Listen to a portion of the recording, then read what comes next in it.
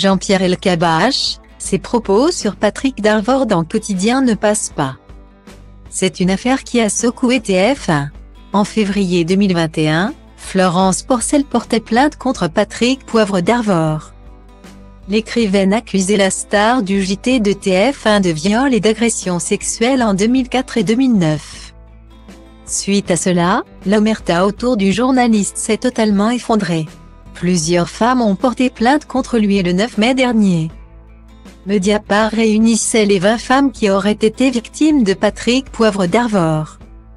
Dans leur reportage, elles se confiaient à cœur ouvert sur les violences qu'elles auraient subies. De manière anonyme, ou non.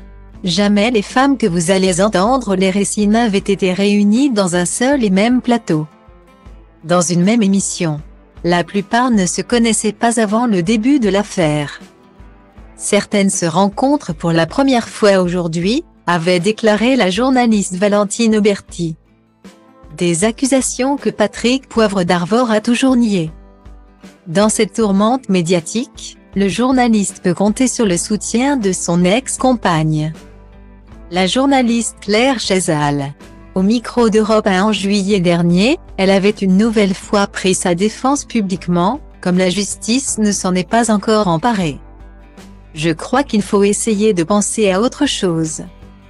Ce mardi 13 décembre 2022, un autre soutien de PPDA s'est manifesté.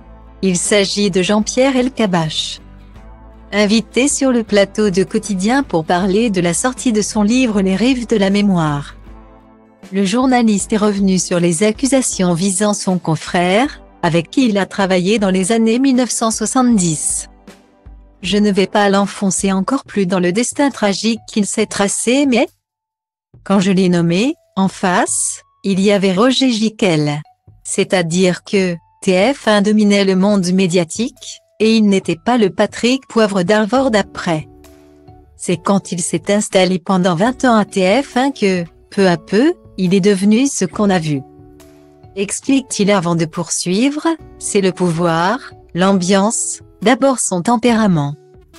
La recherche de conquête. D'autre part, aussi, le comportement de certaines jeunes femmes. Comme pour les chanteurs, qui viennent les chercher. Mais lui a probablement et considérablement exagéré. Des propos qui ont vivement fait réagir le plateau de Quotidien et plus précisément Maya Mazorette. Vous comprenez qu'on puisse être un petit peu choqué. Par ce que vous venez de dire, sur le fait que c'était la faute des victimes. C'est quoi le journaliste a répondu, ah non, non, je n'ai pas dit les victimes. Je n'ai pas dit celles qui ont été victimes mais vous ne pouvez pas nier que, quand quelqu'un a du pouvoir, il y a comme un mouvement qui tourne autour d'eux. À eux de ne pas provoquer, ou céder, ou agresser. Au contraire, les victimes doivent s'exprimer et il ne faut rien laisser passer contre le harcèlement. Des paroles qui ont également suscité de vives réactions sur les réseaux sociaux, Monsieur Elkabbach. C'est à cause de discours comme le vôtre que beaucoup de victimes aujourd'hui ne sont pas prises au sérieux ou préfèrent se taire. À vomir, gros malaise quand même. Comme on dit, faites mieux peut-on lire sur Twitter. Le journaliste aurait-il manqué une occasion de se taire?